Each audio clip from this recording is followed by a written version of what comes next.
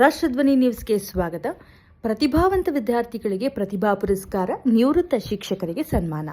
ಸೌದತ್ತಿಯಲ್ಲಿ Rahul ಸಂಗ್ರೇಶಿ foundation ಆಶ್ರಯದಲ್ಲಿ SSLC ಹಾಗೂ ದ್ವಿತೀಯ ಪಿಯುಸಿ ಪ್ರತಿಭಾವಂತ ವಿದ್ಯಾರ್ಥಿಗಳಿಗೆ ಪ್ರತಿಭಾ ಪುರಸ್ಕಾರ ಹಾಗೂ ನಿವೃತ್ತ ಶಿಕ್ಷಕರಿಗೆ ಸನ್ಮಾನ ಸಮಾರಂಭ ಅದ್ದೂರಿಯಾಗಿ ನಡೆಯಿತು. ರವಿವಾರ ಉಮಾಚಂದ್ರ ಸುಳ್ಳರ್ ಮಂಗಳ ಕಾರ್ಯಾಲಯದಲ್ಲಿ ನಡೆದ ಕಾರ್ಯಕ್ರಮಕ್ಕೆ ವಿವಿಧ ಮಠಾಧೀಶರು ದಿವ್ಯ ಸಾನ್ನಿಧ್ಯ ವಹಿಸಿ ಆಶೀರ್ವಚನ ನೀಡಿದರು. ಕಾರ್ಯಕ್ರಮದಲ್ಲಿ ವಿವಿಧ ಗಣ್ಯರು, ಅಧಿಕಾರಿಗಳು, ಶಿಕ್ಷಣ ಇಲಾಖೆ ಸಿಬ್ಬಂದಿ ಹಾಗೂ ಅತಿಥಿ ಉಪನ್ಯಾಸಕರು ಭಾಗವಹಿಸಿ ವಿದ್ಯಾರ್ಥಿಗಳನ್ನು ಪ್ರೋತ್ಸಾಹಿಸಿದರು. ಸೌದತ್ತಿ ಹಾಗೂ ಯರಗಟ್ಟಿ ತಾಲೂಕಿನ ವಿದ್ಯಾರ್ಥಿಗಳು, ಶಿಕ್ಷಕರು, ನಿವೃತ್ತ ಶಿಕ್ಷಕರು, ಮಾಜಿ ಸೈನಿಕರು ಹಾಗೂ ಸಾರ್ವಜನಿಕರು ಸಾವಿರಾರು ಸಂಖ್ಯೆಯಲ್ಲಿ ಭಾಗವಹಿಸಿದ್ರು. ಎಸ್ಎಸ್ಎಲ್ಸಿ ಹಾಗೂ ಪಿಯುಸಿ ವಿದ್ಯಾರ್ಥಿಗಳಿಗೆ ಪ್ರತಿಭಾ ಪುರಸ್ಕಾರ ನೀಡಿ ಗೌರವಿಸಲಾಯಿತು.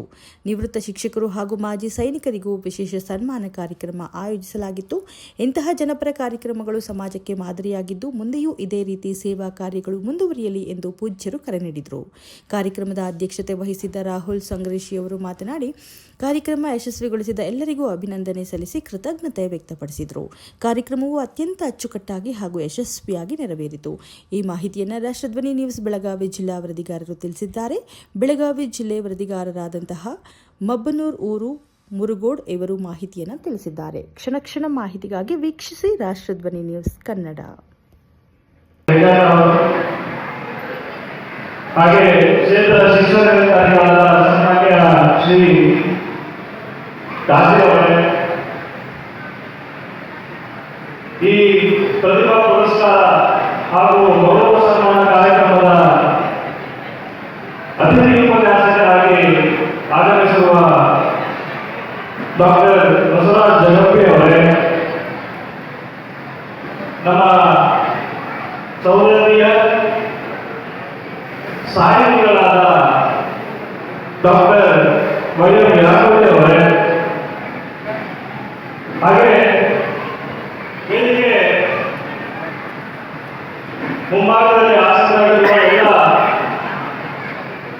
ಸೌದತ್ತಿ ಹಾಗೂ ಯರಗಟ್ಟಿ ತಾಲೂಕಿನ ಮುಖಂಡರುಗಳೇ, ಎಲ್ಲರನ್ನ ಪ್ರೀತಿಯ ಜನರೇ, ಇವತ್ತು ಈ ಗೌರವ ಸನ್ಮಾನ ಕಾರ್ಯಕ್ರಮದ ಸನ್ಮಾನಿತರಾಗಿರುವ ಎಲ್ಲ ನಿವೃತ್ತ ಶಿಕ್ಷಕರೇ,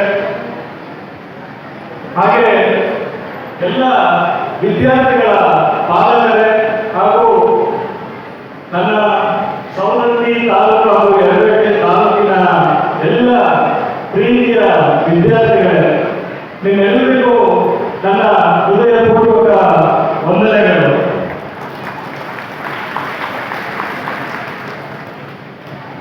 ಇವತ್ತು ಈ ದಿನ ನನ್ನ ಜೀವನದ ಒಂದು ಬಹುದೊಡ್ಡ ದಿನ ಅಂತ ಭಾವಿಸ್ತೇನೆ ನಾನು. ಯಾಕಪ್ಪ ಅಂತಂದ್ರೆ, ನಮ್ಮ ಇದು ಯಾವ ರಾಜಕೀಯ ಕಾರ್ಯಕ್ರಮ ಅಲ್ಲ, ಇದು ನಮ್ಮ ಫೌಂಡೇಶನ್ ವತಿಯಿಂದ ಮೊಟ್ಟ ಮೊದಲನೇ ಕಾರ್ಯಕ್ರಮ. ಶಿಕ್ಷಣ ಕ್ಷೇತ್ರದ ಎಲ್ಲ ವಿದ್ಯಾರ್ಥಿಗಳು, ಶಿಕ್ಷಕರಿಗೆ ಸನ್ಮಾನ, ಗೌರವ ಸನ್ಮಾನ ಮಾಡಿ ನಮ್ಮ ಫೌಂಡೇಶನ್ನ ಮೊದಲನೇ ಕಾರ್ಯಕ್ರಮವನ್ನು ಮಾಡಿ ಅವರ ಆಶೀರ್ವಾದ, ಗುರುಗಳು ಹೇಗೆ ನಮಗೆ ಪಾಠ ಹೇಳ್ಕೊಟ್ಟು ಆಶೀರ್ವಾದ ಮಾಡ್ತಾರೋ ಅದೇ ರೀತಿ ಎಲ್ಲ ಗುರುಗಳ ಆಶೀರ್ವಾದ ಕೂಡ ನಮ್ಮ ಫೌಂಡೇಶನ್ ಮೇಲೆ ಇರಲಿ ಎಂಬ ಉದ್ದೇಶದಿಂದ ಇವತ್ತು ಇಂತಹ ತಾಲೂಕು ಮಟ್ಟದ ಸನ್ಮಾನ ಕಾರ್ಯಕ್ರಮ, ಇದು ಕೇವಲ ಒಂದು ಫಂಕ್ಷನ್ ಆಗಿಲ್ಲ, ಇದು ಒಂದು ಪ್ರತಿಭೆಯ ಗೌರವ. ಹಾಗೆ ಒಬ್ಬ